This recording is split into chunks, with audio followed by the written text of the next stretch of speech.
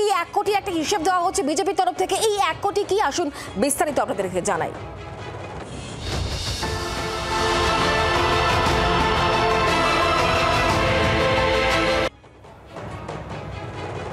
1 কোটির হিসেব, ভোটার তালিকা থেকে 1 কোটি নাম বাদ যাবে। বিজেপি কি করে জানলো এটা?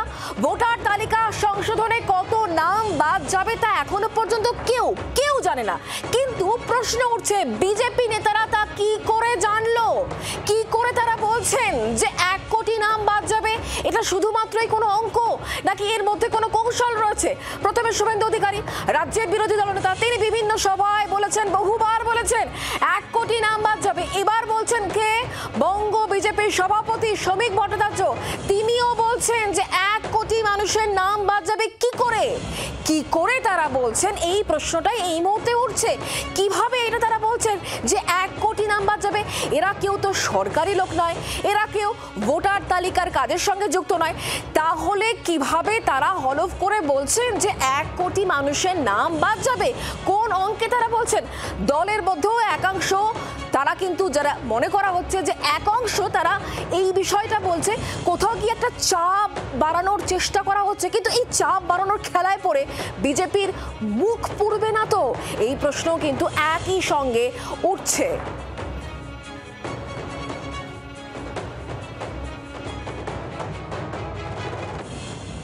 পশ্চিমবঙ্গে ঠিকঠাক এসআইআর হলে পশ্চিমবঙ্গে 1 কোটির বেশি ভোটার তালিকা থেকে নাম খোয়াবে।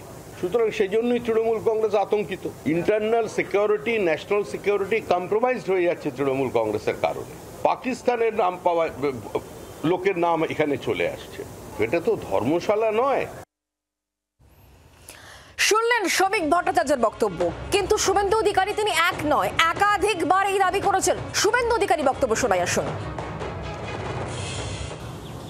বিএলওরা নির্ভয়ে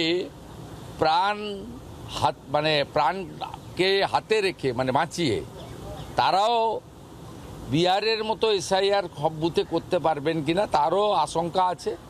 কিন্তু তারপরেও আমি বলবো যে সঠিক এসআইআর হলে গত 10-12 বছরে বাংলাদেশের মুসলমান যেভাবে ঢুকেছে কাঁটাতারের মেড়া না থাকার ফলে, তাতে 1 কোটিরও বেশি নাম বাদ যাওয়া উচিত। বিজেপি তরফ থেকে যখন এই 1 কোটির হিসেব দেওয়া হচ্ছে, তখন পাল্টা তৃণমূল কংগ্রেসের তরফ থেকে জয়প্রকাশ মজুমদার তিনি কি বলছেন তার বক্তব্য শোনাবো। শান্তনু ঠাকুর বলেছেন প্রায় 2 কোটি ভোটার বাদ যাবে। শুভেন্দু অধিকারী কোনো মিটিংয়ে বলছেন 1.5 কোটি ভোটার, কোথাও বলছেন 1 কোটি 70 লক্ষ, কোথাও বলছেন 1 কোটি ভোটার।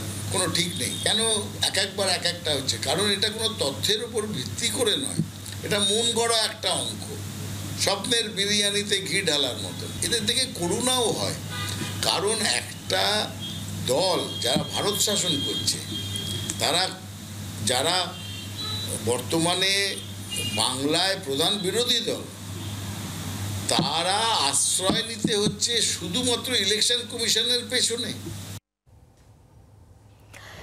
রাজ্যের শাসক দল তৃণমূল কংগ্রেস একাধিকবার কিন্তু নির্বাচন কমিশনের ভূমিকা নিয়ে প্রশ্ন তোলা হয়েছে তাদের তরফ থেকে। আর এদিকে বিজেপি তাদের মতো করে বলে চলেছে। একদিকে শুভেন্দু অধিকারী বক্তব্য শুনেছি, অন্যদিকে শ্রমিক ভট্টাচার্যের বক্তব্য শুনেছি, এবং তারা বারবার করে দাবি করছেন যে 1 কোটি মানুষের নাম বাদ যাবে। কিন্তু কোন অঙ্কে তারা এটা বলছেন? এটা গিমিক নয় তো? আমরা এই বিষয় নিয়ে জানবো, কথা বলবো। এই মুহূর্তে আমাদের সঙ্গে রয়েছেন রাজনৈতিক বিশ্লেষক সুমন ভট্টাচার্য আমাদের সঙ্গে। সুমন দা, কি মনে হচ্ছে বিজেপির তরফ থেকে এই দাবিগুলো যে করা হচ্ছে, এই দাবির পেছনে সত্যি কোনো তথ্য আছে, নাকি এটা একটা চাপের খেলা, একটা গিমিক? কি মনে করছেন আপনি? দেখুন, এটা কোনো চাপের খেলা বা গিমিক ছাড়া আর কিছু হতে পারে না।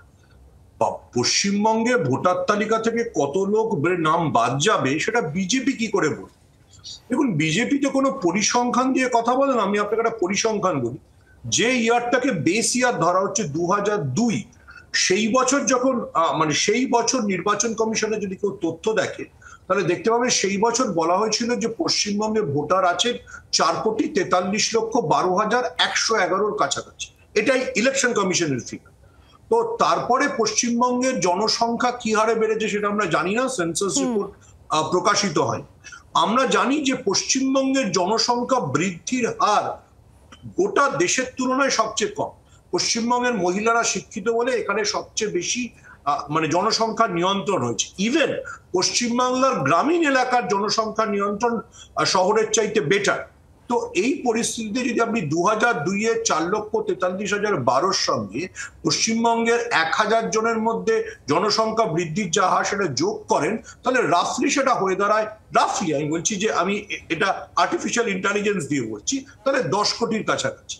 তো সেই 10 কোটির মধ্যে কতজন বাংলাদেশ থেকে ঢুকেছে সেটা বিজেপি কি করে জানছে? এবং সবচেয়ে তাৎপর্যপূর্ণ হচ্ছে আপনি যে বাইটটা শোনালেন শুভেন্দু অধিকারী, বলছেন যে গত 10-12 বছর ধরে বাংলাদেশ থেকে যে পরিমাণ মুসলিম ঢুকেছে, গত 10-12 বছর ধরে দিল্লিতে ক্ষমতায় ওনার দল বিজেপি, গত 10-12 বছর ধরে স্বরাষ্ট্র মন্ত্রক বিএসএফ বিজেপির নিয়ন্ত্রণে। তাহলে উনি বলতে চাইছেন যে বিজেপির নিয়ন্ত্রিত কেন্দ্রীয় স্বরাষ্ট্র মন্ত্রক বিএসএফ বর্ডার দিয়ে লোক ঢুকিয়েছে। পুরোটার মধ্যে একটা হাস্যকর বিষয় আছে।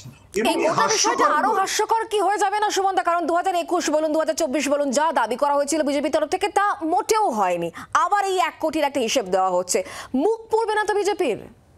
দেখুন, আমি ওইটাই আপনাকে মনে করাতে চাইছিলাম যে যদি যত বিজেপি এটা বলবে, বিজেপির যে নিজস্ব ভোট ব্যাংক অর্থাৎ হিন্দু উদ্বাস্তু ভোট ব্যাংক যেটা রানাঘাটে আছে, যেটা বনগাঁয় আছে, যেখানে যে লোকসভা কেন্দ্রগুলোর মধ্যে বিজেপি 2021-এ সবচেয়ে ভালো ফলাফল করেছিল, সেখানে মানুষের মনে আতঙ্ক তৈরি হবে।